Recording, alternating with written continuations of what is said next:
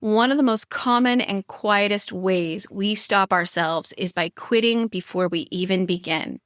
We tell ourselves we can't measure up, that we're too far behind, or that it's too late, or that other people have something we don't. But what we often forget to consider is context. Welcome to the Write It Scared podcast. I'm your host, Stacy Fraser, a formerly repressed creative soul turned fiction writer, story editor, and author accelerator certified fiction book coach. At Write It Scared, we tell the truth about why writing a novel is so hard by acknowledging that most writers grapple with two stories: the one they want to put on the page to the best of their ability, and the often subconscious internal story that prevents them from doing it. This show is designed to help you identify and rewrite the internal narrative holding you back while you discover and write the story you want to tell and learn all the tools to help you do that successfully. Join me each week for a new episode where we'll talk about writing to deepen our understanding of the craft and of ourselves as writers. Writing a novel is an inside job that we do not do alone. Welcome to Write It Scared. I'm glad you're here. Let's dive in. Hi, writer. Welcome back to the Write It Scared podcast, where we talk about the brave and messy act of writing our novels so that we can do it with more clarity, more confidence, and not feel so alone. I'm your host, Stacy Fraser, and today we're talking about one of the biggest lies that many aspiring authors tell themselves: that without a literary background, they cannot write a novel. Not true. In this episode, I'm going to show you why credentials don't matter nearly as much as persistence, passion, and the willingness to learn by doing. You'll hear a story from one of my coaching calls, my own journey of starting out late with writing, and the truth that what makes you a writer isn't where you came from. It's that you keep showing up. Now, helping writers work through self-defeating thoughts is something that I love to do.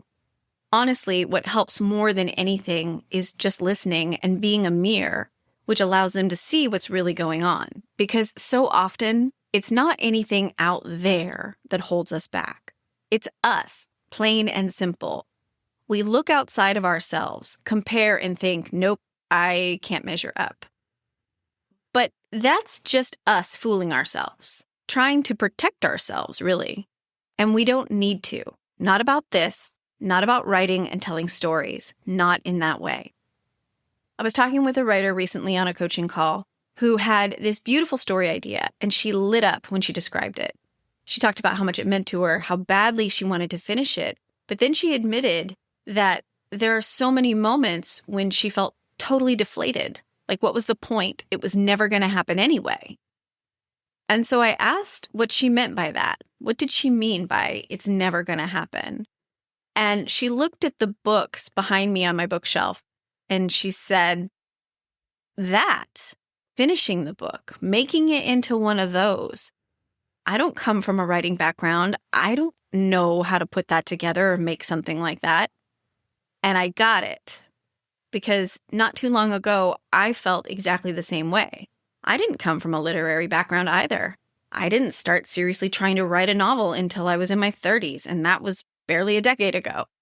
Back then, I didn't have the skills, but I learned, and I kept going, and I'm still learning. And just recently, I placed 3rd overall in a First Pages competition and 1st overall in voice. Not because I had credentials, but because I stuck with it. One of the most common and quietest ways we stop ourselves is by quitting before we even begin. We tell ourselves we can't measure up, that we're too far behind, or that it's too late, or that other people have something we don't. But what we often forget to consider is context. And so instead of trying to talk this writer out of her fears or pile on a ton of reassurance about how books are built in layers, they are, or how many successful authors had no formal training, also true, I turned the conversation back to her and a moment she'd shared with me before. She told me about this moment in her life, real life stakes here, where she had no background, no training, no roadmap. But because the situation mattered to her, she figured it out. And so then I asked her, what's the difference between learning to do that and learning how to write a book? The truth is, when we take the self-defeating emotions out of the equation, when we boil it down to the bare bones, it's not that different. If you care, if you're invested, even if you don't feel confident at first, you can learn by doing. So here's the takeaway. Don't allow yourself to fail before you even start.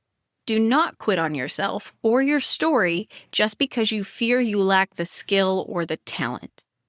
The writing skill set can be learned. Trust me, I know. You should see where I started. Telling everywhere, weak verbs, poor sentence structure, grammatical errors all over the place, cardboard characters, flat storylines, and all that and more. And now I know how to write in a way that is engaging. Or at least I'm far better at it than I used to be. I am a writer because I decided to be one and stuck with it. So are you. Today I'm proud of what I write. I'm proud of the work that I put into it. And then I get to help others learn to do it too. And talent doesn't matter for beans if you don't have the diligence to apply it and work hard. So if you've got the interest and the desire to pursue your writing and tell a story, don't hold back. That spark is more than enough to begin. The secret is to continue because you love it. So before you roll on with the rest of your day, push pause and ask yourself, what story would I be writing right now if I stopped assuming I had to get it perfect or that I needed to know more than I do right now to begin? What might happen if you stopped measuring yourself against other people's journeys and outcomes and just let yourself begin? You do not need a degree, a background, or a stamp of approval to write your book. What you need is the willingness to keep showing up and keep learning, even when it feels messy, even when the doubts creep in. You don't have to earn the right to be here. You are a writer if you choose to be. So choose it today, this week, in whatever small, brave way you can, and then do it again tomorrow. Take small bites, my friend. Keep your passion for learning and storytelling front and center, and let go of the fear that it's not good enough as many times as you need to. And I'll leave you with the iconic words of the American writer Richard Bach, who said that a professional writer is just an amateur who didn't quit. I hope this episode was helpful. I'll be back next week with a new guest. See you then. Thank you for listening to the Write It Scared podcast. If you enjoyed today's show, please make sure to hit the follow button so you never miss an episode. And please leave a review. Reviews help other writers like you find the voices and messages they need to hear to continue to write their stories. Let's lift each other up. Remember, you can be scared and still be unstoppable. I'll see you next week.